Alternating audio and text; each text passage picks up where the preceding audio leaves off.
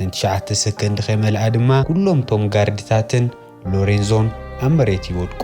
ገና ትንፋሱ ዘይሓለፈት ሎሬንዞ ግን እናተፈሓኸ ካብቲ ክፍሊ ክምልጥ ይሙክር። ወፂኡ ሮበርት ከፈራርሑ ጀሚሩ። ሮበርት ግን እቲ ናይ ኮማንዶ ብቕዓቱ ተጠቒሙ ኢዱ ከም ጨንገር ሰይሩ እታ ኣብ ኢዱ ነበረት ካራ ናብ ክሳዱ ወጊኡ ይቆትሎ። ኣብ መኪና ዝተጸመደ ቦምብ ፈንዲኡ ካብ ሞት ንንእሽተይ ትተርፍ። ኤማ ናብ ሆስፒታል ኣትያ ናይ ሕክምና ክትትል እናተገበረላ እንከሎ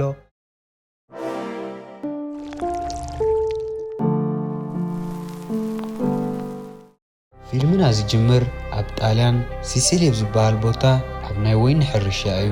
ኣብ መኪንኡ ድማ ሓደገኛ ናይ ማፍያታት መራሒ ዝኾነ ሎሬንዞ ኣብ መኪና እናኸደ ንሪኦ። ምስ ወዱ ብላንድ ሮቨር ገይሩ ናብቲ ናይ ወይኒ ሕርሻ ምስ በጽሐ እቶም ጋርድታቱ ኣብ ደገ ይጸንሕዎን። ናብቲ ውሽጢ ግባኣትዩ ሓደ ጋርድ ምስ ረኸበ ዘይተፈለጠ ሰብ ናብ ውሽጢ ፋብሪካ ኣትዩ ሰራሕተኛታትናን እቶም ጋርድታትን ይቐትል ከም ዘሎ ይነግሮ።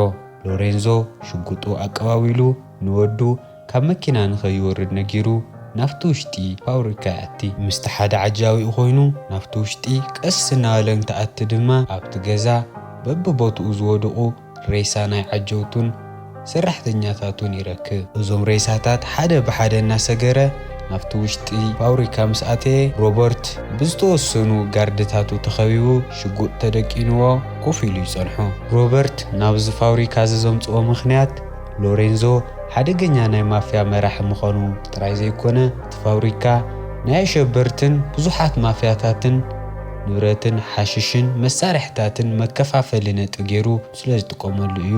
ሎሬንዞ ናብቲ ክፍሊ ምስ ኣተወ ቁሩ ምስ ወግዑ ሮበርት ነቶም ኩሎም ጋርድታት መሳርሒኦም ናብ መሬት ንኸቐምጡን ኢዶም ንክህውን 9 ሰከንድ ከምዝቦም ይነግሮም። መን ምዃኑን እንታይ ክገብር ከም ዝኽእልን ምንም ስለ ዘይፈለጡ ግን ስሒቖም ይኣብይዎ። ኣብተን 9 ሰከንድ ከይመልኣ ድማ ኩሎም ቶም ጋርድታትን ሎሬንዞን ኣብ መሬት ይወድቁ።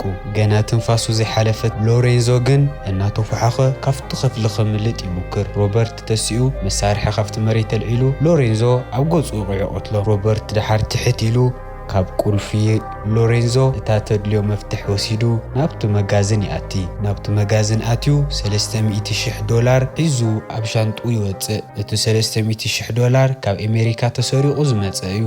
ናብዚ መምጽኡ ምኽንያት ድማ ንሱ እዩ ነይሩ። ሮበርት ናብ ደገ ምስ ወፀ ወዲ ሎቤርቶ ኣብታ መኪና ኮፍ ኢሉ ይረኽቦ። ሮበርት ነቲ ቆልዓ ካብቲ መኪና ንኸይወፅእ ኣጠንቂቑ ይሓልፍ። ሮበርት ሕልፍ ኢሉ ናብ መኪንኡ ክስቀል እናኸደ እንከሎ ወዲ ሎሬንዞ ካብታ መኪና ወሪዱ ኣብኡ ወዲቑ ዝነበረ መሳርሒ ኣልዒሉ ንሮበርት ሕቑኡ ይወቕዖ። ሮበርት ተገምጢሉ ነቲ ቆልዓ ክወቕዖ ይብል። እቲ ቆልዓ ግን እታ መሳርሒ ደርቢዋ ምጉያይ ምስ ጀመረ ሮበርት ስቕ ኢሉ ይሰዶ። ኮፍ ኢሉ ድማ ብዛዕባ እዚ ነገር እዚ ክፍጠር ምኽኣሉን ዘይምጥንቃቑን ብጣዕሚ እናሓረቐ ንእሽተይ ምስ ሓሰበ ተሲኡ ናብ መኪንኡ ይድይብ። ካብቲ ዝተዋግኡሉ ቦታ መኪንኡ ገይሩ ንእሽተይ ምስ ረሓቐ ዝኾነ ቦታ መኪንኡ ፓርክ ገይሩ ፈንቲቱ ይወድቕ። ከባቢ ዝነበረ ናይ ጸጥታ ኣባል ድማ ጂኦ ቦኒክ ዝተባሃለ ፖሊስ ይረኽቦ። ሮበርት እቲ ፖሊስ ክረኽቦ እንከሎ ብዙሕ ደም ፈሲስዎን ውንኡ ስሒቱን ስለ ዝነበረ ናብ ሞት ብጣዕሚ ቀሪቡ ነይሩ። እቲ ፖሊስ ድማ ናብ ሆስፒታል ከይወሰደ ናብቲ ኣብ ከባቢኡ ዝፈልጦ ጥሮተኛ ዶክተር ይወስዶ። እቲ ዶክተር እታ ጥይት ካብ ዝባኑ ውፅኡ ብደንቢ ሓኪሙ ኣደቂስዎ ይሓድር። ዶክተር ኢንዞ ብፅባሒቱ ነቲ ፖሊስ ምስ መፀ እንድሕር ደኣ ዝሓተተካ ሰብ ሃልዩ እዚ ሰብኣይ እዚ ፀዲፉ ዝወደቐን ሕቑኡ ዝተሰበረን እምበር ጥይት ከም ዘይተወቕዐ ተዛረቡ ኢሉ ነቲ ፖሊስ ይነግሮ። ብፅባሒቱ ሮበርት ምስ ተስአ እቲ ዶክተር ንሮበርት ጥዑይ ገባሪ ድኻ ሕማቕ ገባሪ እዚ ጥይት እንታይ ናገርካ ይወቕዒካ ኢሉ ይሓቶ። ሮበርት ግን እንከይመለሰሉ ናብ ካሊእ ወግዒ ኣቲ። ነቲ ዶክተር ኣብ ምንታይ ከም ዘለዎ ይሓቶ። ሮበርት ኣልታሞንቴ ኣብ ትበሃል ንእሽተይ ከተማ እዩ ዘሎ ኣብ ጫፍ ባሕርን ኣብ ፀድፍን ዝተሰርሐት ድማ እያ። ሮበርት ድሕሪ ቅንያት እቲ መድሓኒት ብደንቢ ይወስድ ስለ ዝነበረ ነብሱ ክግግም ምስ ጀመረ ካብቲ ገዛ ወፂኡ መርኩዝ ሒዙ እታ ከተማ ምዛርን እቲ ህዝቢ ምልማድን ይጅምር። ኣብ ሓንቲ ዳሻሂ ቤት ከይዱ ድማ ኣሚና ትበሃል ኣስተኣናጋዲት ሻሂ ንኽተምፅአሉ ይሓታ።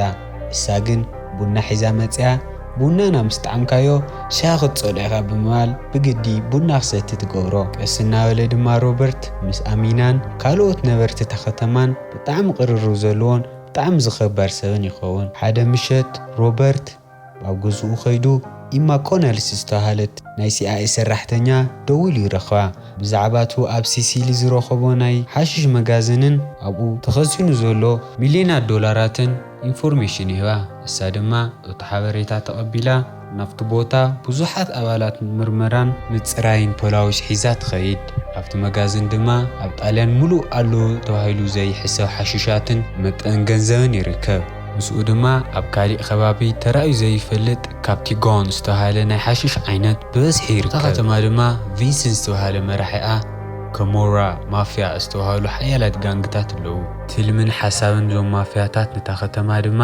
ብዙሓት ናይት ክለብን እንዳመስተታትን ከፊቶም ናይ ስራሕ ማእኸሎምን መንቀሳቐሲት ነጥቆምን ምግባር እዩ ንእሽተይ ሓዉ ንቪንሰንት ዝኾነ ማርኮ ድማ ኣብታ ከተማ ካብቶም ንእሽተይ ዕዳጋ ወነንቲ ሰባት ቅርሺ እናኣከብካ ንሓዉ ኣታዊ ምግባር ናቱ ስራሕ እዩ ነይሩ እዚ ቀረባ ግዜ ግን እቲ ቅርሺ እናወሓደ ስለ ዘሎ ቅርሺ ንኽውስኹ ንኸገድዶም እቲ ዓብዪ ሓዉ ነጊርዎ ነቶም ንእሽተይ ወነንቲ ዕዳጋ ድማ እናኸደ ይቁጥቁጦምን ቅርሺ ንኽውስኽዎ የፈራርሖምን ነይሩ ዕላምኦም እንተ ደኣ ቅርሺ ሂቦምዎም ነቲ ስርሖም መካየዲ ክኾኖም እንድሕር ደኣ ቅርሺ ዘይህቦም እቲ ዓዲ ገዲፎምሎም ንክኸዱ እዩ ሓደ መዓልቲ ድማ ማርኮ ንሓደ ብዳ ስጋ ቅርሺ ንኽቦ ገዲድዎ እናወፀ ሮበርት የስተውዕል እቲ በዓል ድኳን ግን እቲ ዝሓተትዎ ቅርሺ ክረኽበሎም ስለ ዘይከኣለ ፀኒሖም እቲ ድኳኑ ብሓዊ የቃፅልዎ እቲ ድኳን እናነደደ እንከሎ ነበርቲ ተዓዲ ክስተኽኣሎም እቲ ሓዊ ንምጥፋእ ይሞክሩ ኣለዉ ሮበርት ግን ብድሕሪት ኮይኑ ንድሕሪቱ ግልጽ ኢሉ እንተረአየ እቶም ናይ ማርኮ ጋንግ ደው ኢሎም ኣለዉ ሮበርት ድማ እዚ ድኳን ዘቃፀሉ ንሳቶም ከይኮኑ ከም ዘይተርፉ ደምዲሙ ይውስን ብፅባሒቱ እቲ ንሮበርት ዘድሓኖ ጂኦ ዝተባሃለ ፖሊስ ብዛዕባ እቲ ዝተቃፀለ ድኳን ምርመራ ኣብቲ ከባቢ ዝነበረ ናይ ሲሲ ካሜራ እዳሕ ቪድዮ ኣምፅኡ እቲ ቪድዮ ምርኣይ ምስ ጀመረ ጸላም መኪና ኣብቲ ኣፍ ደገ ገዛ ጠጠው ክትብል ከም ዝተረኣየት ይዕዘብ ቁሩብ ከይፀንሐ ድማ ሊዮ ንጓሉ ክርኢ ናብቲ ትምህርቲ ቤት ምስ ከደ ጓሉ ሓደ ፖሊስ መፅኡ ቅድሚ ናይ ፋዱስ ሰዓት ከም ዝወሰዳ ይነግሮ ብድንጋፀ እናጎየ ገዝኡ እንተኸደ ድማ ሰበይቱን ጓሉን ብቱ ማርኮ ዝተባሃለ ናይ ጋንግ ኣባል ተኣሲረን ኣብ ገዛ ፀንሕኦ እዛ ፊልም እንድሕር ኣፈቲኹማ ላይክ እና ሰብስክራይብ ብምግባር ድጋፍኩም ግለጹልና ዝመፁ ፓርትታት ንኸየምልጥኹም ድማ ሰብስክራይብ ብምግባር ተኸታተሉ ጋንግ ድማ እታፍታ ኣፍ ደገ ዝተቃፀለ ድኳን ዝነበረት ጸላም መኪና ናቶም ምዃና እሱ ስለ ዝፈለጠ ንኸይዛረብዮም ከፈራርሕዎ መፅኦም ብደንብ ቀጥቂጦሞ ድማ ይኸዱ ሮበርት ድማ ሊዮ ኣብቲ ዶክተር ተሓኪሙ እናወፀ ስለ ዝረአዮ እንታይ ከም ዝተፈጠረ ነቲ ዶክተር ይሓቶ እቲ ዶክተር ድማ ኣብታ ከተማ ብዙሕ ዕግርግር ከዝፈጥሩ ሓያላት ጋንግታት ከም ዘለውን እቲ ነባሪ ምንም ክገብሮም ከም ዘይኽእልን ይነግሮ ብፅባሒቱ ማርኮ ነቲ ዓብዪ ሓዉ ንኽልተ ሰባት ገዝኦም ክሸጡሉ እናገደድዎም ከለዉ ከይዱ ይረኽቦ እቲ ገዛ ክሸጡሉ ፍቓደኛታት ስለ ዘይነበሩ ግን ኣቦኣ ነታ ሰበይቲ ካብ ዊልቸሮ ኣልዒሉ ብገመድ ሓኒቑ ብመሽኮት ይቐልቅሎ እዚ ድማ ነቶም ካልኦት ነበርቲ መልእኽቲ እዩ እንድሕር ደኣ ዝብሎም ዘይሰሚዖም ቅፅዓት ከም ዝህልዮም ብተግባር የርእዮም ጀሚሩ CIA ኤጀንት ዝኾነት ኣድራሽኡ እታ ደው ኢላ ዝነበረ ስልኪ ተጠቒማ ብምርካብ ሮበርት ብዛዕባ እቲ መደብር ሓሽሽ ከመይ ገይሩ ክፈልጥ ከም ዝኸኣለ ብጣዕሚ ተገሪማ ስለ ዝነበረት ክትሓቶ ብክንደይ ፃዕሪ ናብታ ኩሉ ግዜ ሻሂ ዝሰትየላ ቦታ መፅያ ኮፍ ትብል ንመጀመርያ ግዜ ድማ ገጽ ንገጽ ይራኸቡ ከመይ ገይሩ ብዛዕባ ጣልያን ዘሎ ናይ መደብር ሓሽሽ ክፈልጥ ከም ዝኸኣለን ከመይ ገይሩ ስልካ ከም ዝረኸበን ተሓቶ ሮበርት ግን ምንም ክነግራ ከም ዘይደልን ከም ዘይኽእልን ኣፍሊጡ ሱቕ ይብል ኣክትትል ኣቢላ ድማ እቶም ኣብቲ መደብር ሓሽሽ ዝተረኸቡ ዝሞቱ ሰባት እስኻ ድኻ ቀቲልካዮም ኢላ ተሓቶ ሮበርት ድማ ኣነ ሰባት ዝቐትል ሰብ ይመስል ኢሉ ብሕቶ ይምልሰላ ሮበርት ኣብዛ ከተማ ምንባር ካብ ዝጅምር ኳላይዘር ቁፅሪ 1 ክትጅምር ከላ ጀሚሩ ዝእልሾ ነበረ ሰላም ኣብዛ ከተማ ረኺብዎ ኣሎ ሓደ ምሸት ድማ ድራር ክበልዕ ኣብ ዝኾነ ካፌ ከይዱ እንከሎ ማርኮን ጋንጉን ድማ ናብቲ ዳ ምግቢ ቤት መፅኦም ሊዮ ኣብ ቅድሚ ስድርኡ ክድንድንዎን ጀሚሮም ሮበርት ድማ ብዚ ሓደ ፀግዒ ስቑ ኢሉ ይርኢ ነይሩ ማርኮ ተሲኡ ናብ ሮበርት ብምኻድ እንታይ ትርእየኒ ኣለኻ ኣብዘይ ጉዳይካ ከይተኣቲሉ ንኸፈራርሖ ኢዱ ሓፍ ምስ ኣበለ ሮበርት ድማ ኣብ ድኽንቲ ነጥቢ ኢዱ ሒዙ ብጣዕሚ ቃንዛ ክስምዖ ይገብሮ ጉጦ ወፂኡፍታ ጠረጴዛ ንኽገብርን እቶም ካልኦት ኣባላት ጋንጉ ካብቲ ዳ ምግቢ ቤት ንኽወፁን ንኽነግሮም ይእዝዞ እታ ዝቐረየት መኣዱ ሮበርት ብሰላም ይውድኣ መኮል ኣብ ደገ ኮይኑ ንሮበርት ተመሊሱ ንኽቆትሎ ሓይሉ እናኣከበን ተወሳኺቲ ሰባት እናተፀበይን እንከሎ ሮበርት ቀዲሙ ናብ ደገ ይወጾም። ብጸላም መኪና ገይሩ ድማ ክልተ ኣባላት እቲ ጋንጊ ይቐትል። ቅርብ ኢሉ መጺኡ ድማ ንማርኮ ብግልፂ ክርአዮ ጀሚሩ። ማርኮ ፈሪሑ ካራዊ ጅቡኡ ነበረ ተውፅኡ ንሮበርት ከፈራርሖ ጀሚሩ። ሮበርት ግን እቲ ናይ ኮማንዶ ብቕዓቱ ተጠቒሙ ኢዱ ከም ጨንገር ሰይሩ እታ ኣብ ኢዱ ነበረት ካራ ናብ ክሳዱ ወጊኡ ይቆትሎ። ጽባሒቱ ሮበርት ኣብ ገዝኡ እታ ናይ CIA ኤጀንት ዝኾነት ኤማ ይረኽባ። ምውጋዕ ምስ ጀመሩ ድማ ሮበርት ንምንታይ ክትረኽቦ ከም ዝመጸት ይሓታ። ንሳ ግን ማንም ሰብ ዘይፈልጦን ክርከብ ዘይከኣልን ጎስቲ ሰብ እዩ ስለ ዝተባሃልኩ ነብሰይ ንምፍታኔ ክእልሸካ ጀሚረ። እንካብ ረኸብኩኻ ግን ብዛዕባ ተብሰብ ሲሊ ዝነበረ ናይ ሓሽሽ መደብር ከመይ ጌርካ ክትፈልጥ ክኢልካ ንገረኒ ኢላ ንኻልኣይ ግዜ ሓተተቶ። ኣኸትለ ቢላ ድማ ሮቤርቶ ኣብ ናይ ኢንተርፖል ካብቶም ተደለይቲ ዝበሃሉ ሰባት ሓደ ከም ዝነበረ ትነግሮ። ንሕቶኣ ግን ሕዚ እውን ደጊሙ ንምንታይ ሲሲሊ ናይ መሓሽሽ መጋዝኖም ክገብርዋ ከም ዝመረፁ ኢኺ ክትሓቲ ዘለኪ ኢሉ ብሕቶ መሊስላ እቲ ወግዒ ወዲኦም ጽባሕ ከም ዝጋነዩ ተነጋጊሮም ይፈላለዩ። ብጽባሒቱ ድማ እቲ ፍራንክ ዝተባህለ ናይ ኤማ ናይ CIA መሳርሕቲ ደው ኢሉ ኣብ ሓደ ዓዲ ናይ ቦምብ ምፍንዳእ ከም ዝተገበረን ናይ ሱርያ ሸበርቲ ገይሮሞ ተባሂሉ ከም ዝሕሰብ ይነግራ። ንሳ ግን እቲ ናይ ሱርያ ዝበሃል ሓበሬታ ጌጋ ምዃኑን እቲ ትኽክለኛ ናይ ሓሽሽ ምንጭ ድማ ሲሲሊ ምዃኑ ትነግሮ። ንተወሳኺ ሓበሬታ ድማ ናብቲ ናይ ፖሊስ ጣብያ ተዓዲ ኸይዳ ምርመራ ከም ትገብር ነጊራቶ ስልኪ ተዓፅዮ። ነቲ ፖሊስ ከይዳ ምስ ረኸቦቶ ድማ ካብኣ ተፈልዩ ንቪንሰን ብዛዕባ ኤማን ናይ CIA ምርመራ ኣብተዓድን ይነግሮ። ቪንሰን እንድሕር ደኣ እዞም CIA ካብቲ ዓዲ ዘይከይዶም እቲ ናይ ማፍያኦም ሓያል ምንቅስቓሳት ከም ዝቋረፅን ኣብ ሓደጋ ከም ዝኣትዩን የጠንቅቖ።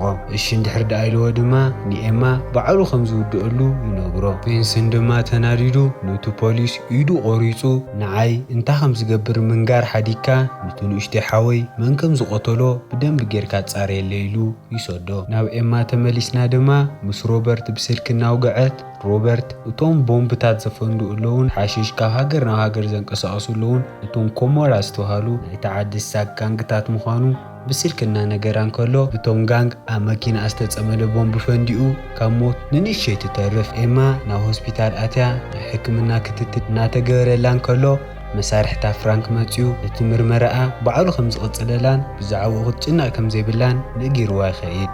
ንምሸቱ ቪንሰን ናብታ ንእሽተይ መንደር መጺኡ ነቲ ሊዮ ዝበሃል ፖሊስ ናብቲ ጽርግያ ኣውፂኡ መን ሓዉ ከም ዝቆተለሉ እንድሕር ደኣ ዘይነግርዎ ኮይኖም ንሊዮ ከም ዝቆትሎ እናፈራርሖም ነይሩ። ሓንቲ ጥይት ተኪሱ ንሊዮ እዝኑ ብምውቃዕ እታ ካልእቲ ጥይት ርእሱ ከም ትኸውን ነቶም ነበርቲ የፈራርሖም። ንሊዮ ንባዕሉ እውን እንድሕር ደኣ ዘይነጊርካኒ ሰበይትኻን ደቅኻን ከም ዝቆትሎም ፍለጥ ኢሉ እናፈራርሖም እንከሎ ሮበርት መጺኡ እዛ ዓዲ እዚኣ ድሕሪ ክንደይ ግዜ ሰላም ዝረኸብኩላ ከተማ እያ፣ እስኻ መጺኻ ሰላመይ ክትወስደለይ ኣይፍቕደልካን ኢሉ ናብቲ ማእኸል ጽርግያ ምምጻእ ይጅምር። ቀጽለ ኣቢሉ ድማ ንማርኮ ኣነ የቐቲልዮ ንዓኻ ትደሊ እዛ ከተማ እዚኣ ተፋትሓ እያ ነዚ ህዝቢ እውን ምንም ከይትገብሮ ኢሉ ይዛረቦ። ልክዕ ከምቲ ንእሽተይ ሓዉ ቪንሰን ኣብዛ ከተማ እዚኣ ቃሕልወሎ ኣብ ቃሕልወሎ ሰዓት ክወስድ ከም ዝኽእልን ማንም ጠጠው ከም ዘይብሎን ተጎሪኑ ንቪንሰን ቆትሎ ይብል። ንስኡ ድማ ንዓኻ ኣብዚ ጽርግያ እዚ ቀቲለ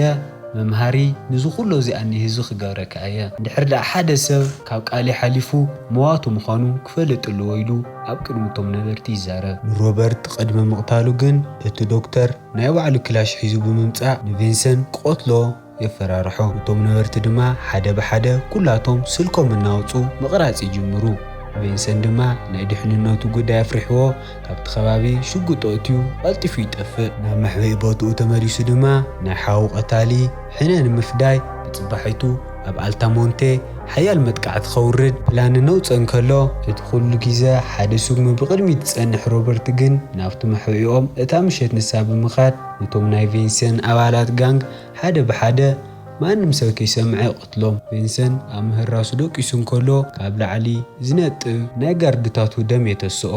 ቆሊሕ ኢሉ ንላዕሊ ምጥማት ምስ ጀመረ ድማ እቲ ገዛ ናብ ልዕሊኡ ይፈርስ። ካብቲ ልዕሊኡ ዝነበረ ክፍሊ ድማ ሬሳ ሓደ ወታደሩ ተንጠልጢሉ ይርኦ። ቪንሰን ብድንጋጸ ካብቲ ነበሮ ተሲኡ መሳርሒ ሒዙ ንሮበርት ክእልሾ ጀሚሩ ሮበርት ግን ኣዘንጊዑ ብድሕሪቱ ምምጻእ ሓንቲ ቦክስ ወቂዑ ፈንትቶ ቪንሰን ክነቅሕ እንከሎ ድማ ሮበርት ኣሲሩ ካብቱ ዝሸጡ ሓሽሻት ከም ዝወግኦ ይርኢ እቲ ሓሽሽ ድማ ልዕሊ መጠን ስለ ዝነበረ ቪንሰን ልቡ ምውቃዕ ጠጠው ክሳብ ዘብል ዝተወሰነ ደቃይቕ እኒአኦ ሓገዝ ሰብ ደልዩ ካብቲ ገዛ እናተፋሓኸ ናብቲ ጽርግያ ይወፅእ ኣብቲ ማእኸል ጽርግያ ምስ በጽሐ ድማ መኪና ገጭያ ተውድቆ ቁሩብ ተፋሒኹ ክኸድ ምስ ሞከረ ልቡ ምውቃዕ ጠጠው ኣቢሉ ቪንሰን ይመውት እታ ምሸት ድማ እቶም ዓዲ ብሄራዊ በዓሎም እናኽበሩ እንከለዉ እዮም ብጽባሒቱ ኣብ ቴሌቪዥን ኣሊ ናይ ቪንሰን ሞት ዓርሲ ቅትለት ተባሂሉ ሪፖርት እናተገበረ ብቴሌቪዥን ትርኢ ሮበርት መጺኡ እቲ ካብ ሲሲሊ መጋዝን ዝወሰዶ $300,000 ቅርሺ ንሰብ ዋንኡ ንኽትዎም ኣብኡ ሓዲግላ ይኸይድ ምስ ሓወየት ድማ ናብ ኣሜሪካ ተመሊሳ እቲ ሮበርት ዝሃባ ቅርሺ ነቶም ሰብ ዋና ትምልሰሎም ድሕሪ ዝተወሰነ ግዜ ኣብ ቨርጂንያ ኣብ ናይ CIA ቢሮ በቲ ዝገበረቶ ስራሕ ናይ ስራሕ ደረጃ ተወሲኽላ ናይ ባዕላ ቢሮ ፈልያ ኮፍ ኢላ ንሪኣ ድሕሪ ግዜ ድማ ሮበርት ደብዳቤ ይልእኸላ እቲ ደብዳቤ ከፊታ ምስ ርአቶ ድማ ኩሉ ሚስጥራት ማፍያታትን ሓበሬታታትን ኣብ ደፍተር ጽሒፉ ይሰደላ ኣብ ልዕሊኣ ድማ ኣዲኺ ብጣዕሚ ምኾርዐት ክትብል መልእኽቲ ይገድፈላ እዛ ቆልዓ ለካ ጓላ ንሱዘን እያ ሱዘን ኣብ ካልኣይ ክፋል ኢኳላይዘር ብጸላእቲ መኮል ዝተቐተለት እያ ሓያላት ማፍያታት ካብቲ ዓዲ ጠፊኦም ድማ እናሳዕስዑን እናተጫወቱን ንሪኦም ፊልምና ኣብዚ ይውዳእ እዛ ፊልም እንድሕር ደኣ ፈቲኹማ ላይክ ምግባር ከይትርስዑ ሰብስክራይብ ብምግባር ቻናልና ይደግፉ ንጸንሕትኩም ይቐኒልና ኣብ ካልእ ቪድዮ ክሳብ ንራኸብ ሰላም ጽንሑ